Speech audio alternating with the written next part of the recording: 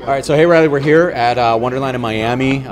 It's the event of the year for psychedelics. We first connected last summer. I want to thank you for taking the time to sit down here with me. It's great to meet with you in person, but curious to get your thoughts on what this event has been like so far. Yeah, it's been amazing. It's nice to see people in the flesh. It's nice to reconnect with people that have like-minded visions, and a lot of excitement around the space, obviously. But we're all here trying to recreate, reinvent the space of psychotherapy in one way, shape, or form, and try and improve mental, emotional, and spiritual wellness for everybody. Yeah, it's exciting.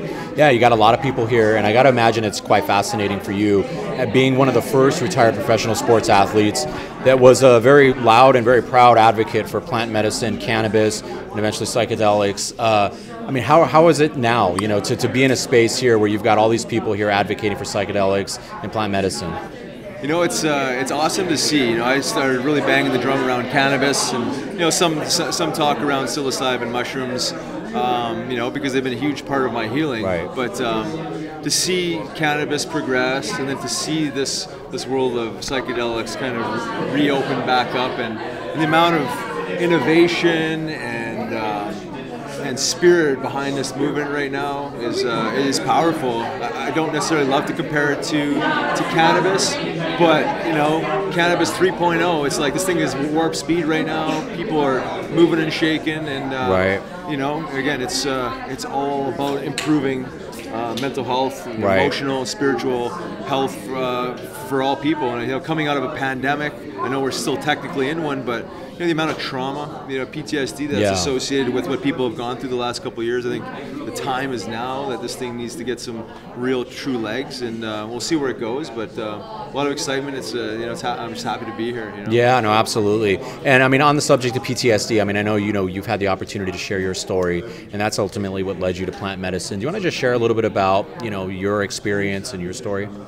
Sure. Yeah. I mean, my previous life, I was a professional hockey enforcer. Yeah. Didn't spend a whole lot of time scoring goals, but mostly in the penalty box. And as you can imagine, fighting takes its toll physically, emotionally, spiritually, and eventually found myself in a place where I wasn't overly fulfilled. I didn't feel like I was in alignment, and dealing with some substance abuse issues. So I actually forfeited my last year of my contract with the Flores, one-way contract, and, right.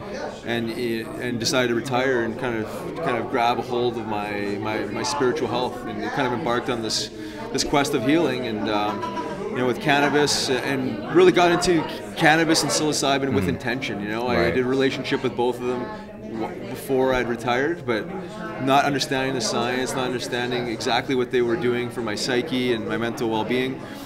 So transitioning into the real world, and using these plants and fungi to heal with intention was a complete game changer for me. Right, I mean? Actually right. using precision dosing, and eating psilocybin by myself with no distractions, right. and really engaging this powerful healing. So obviously we know that healing is more than just consuming plants, right? Mm-hmm. There has to be some action, some discipline associated with it, some integration. So I think it's really helped me,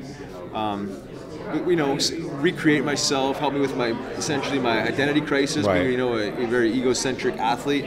But I think it's helped maybe jumpstart my spiritual practice and help me engage into my yoga practice, and, right. and then my meditation practice, and my breathwork practice, all that good stuff, which is the action in it all, right? If you want to heal, you have to do more than just ingest the plants, take the downloads, right? You have to go through life and find a practice and something that's going to increase wellness on a daily basis, and that's what I've done. I've become a yogi. I'm teaching yoga, obviously nutritional healing, all these things that kind of fall in this bucket of healing that are right. important. But I feel, specifically the psilocybin mushrooms really just kickstart my journey, and really helped me have a different perspective on healing. Yeah, absolutely. And I mean, that journey, it's been a long one, I know, for you. It's something that didn't just transform and change overnight. Right. I think a lot of people, what they don't understand is, and it's the one thing that really struck me when we spoke last summer, was on the PTSD level. You mentioned that you would wake up sometimes and just feel anxious because you knew going into a game that you were going to have to fight. You were going to have to get out there, drop the gloves, and get involved in a fight. And I think now that we're starting to see more professional athletes, coming out, your former teammate Daniel Corsillo, talking about it, I think it's helping to advance the conversation. How are you finding, sharing your story? Do you feel people are connecting with it and it's opening up that conversation to talking about psychedelic healing? Yeah, I really do. Yeah, I think when you're genuine with your story and you talk about your hardships and the grind, most people can relate to it. Everyone's got trauma. Yes. And I've learned that, and I didn't realize that before. But everyone's got some sort of blockage and some sort of trauma they're carrying, whether they know it or not.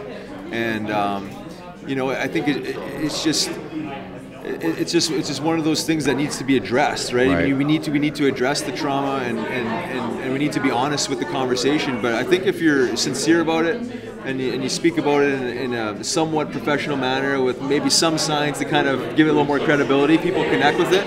But it's still much like cannabis was earlier, very misunderstood. Yes. And a lot of confusion around some of it, and it's just going to take some time to reprogram people's thinking around it, right? Because it's been so dark for so long and underground for so long and misunderstood. Mushrooms are so mysterious on their own, and it's just going to take some time for people to kind of take your word for it and actually maybe take that leap, and really kind of engage in that deep healing. But I feel like athletes have an opportunity to use their story and their platform, and not selfishly for athletes, but just for anybody that's looking for that next dimension of healing. So I think the onus is on us to keep sharing our story. And hopefully plant the seed here and there. Yeah. And eventually, when people's feel right and feel like the time is right and feel ready, that they might take that leap. But I think that's all it really is planting seeds, educating, sharing stories, and then hopefully it makes some change. Yeah. Well, I mean, I think the courage that you've displayed, being so open and sharing your story, especially like I mentioned so early on when it really wasn't the cool thing to do. I think I look at you as a pioneer in that sense, and really helping to open the door for a lot of other athletes and just other individuals who've lived a life, in the spotlight.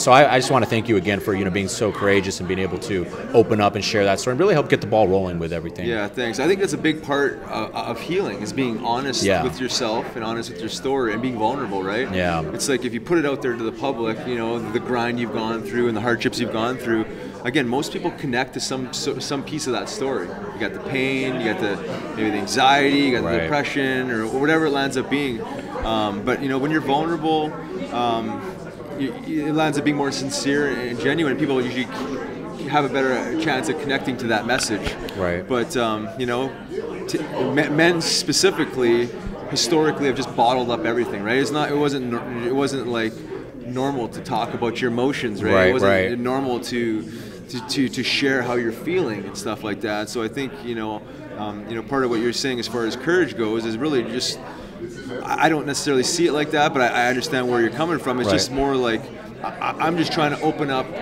those lanes for people to see more comfort in that, because there's something super powerful about being vulnerable and sharing. Because when you do that, you're telling people that you need some help, and when you actually communicate that you need help, there's so many people ready to help you. Yeah. But if you bottle it up and sit on it, it festers, and then it lands up generating more mental health issues. So, part of me and being vulnerable and open with this is to kind of make people realize it's okay to talk about their issues. Yeah. And you get a lot more help that way. Yeah.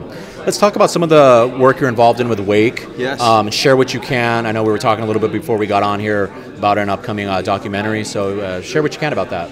Yeah, so a couple things. There's a concussion TBI study with the Lieber Institute, which is the largest has the largest database of genetically profiled brains. So it's not doing more precision stuff with concussion-related issues. And then a unique project we're doing in Jamaica at the end of January with a few different athletes and the largest sports network in the U.S. here. We'll be capturing it and kind of showing the full process of what a clinical immersion might look like, and then the pre and the post and the integration and everything in between, and collecting some data, some different technologies around the brain, and collecting some brain waves and all that good stuff. So just kind of showing the world say the data, the science, everyone's kind of looking for, right? What's actually happening when you're in a clinical immersion? What's actually going on with the brain, you know, and kind of really kind of connecting the world of spirituality to science, because I think there's a disconnect that a lot of people have. Spirituality is a little bit too woo-woo, and we want to throw it into a medical bucket, but there's obviously a spiritual component to a lot of these mental health issues. Right. So really kind of like, you know, bridging the world of spirituality and science, and showing the world, you know. Yeah. So, and again, using the sports platform, again, not selfishly making it seem like this is just for athletes. It's kind of using, you know, us as subjects to, you know, to embody it and to show the world, you know, how this stuff works.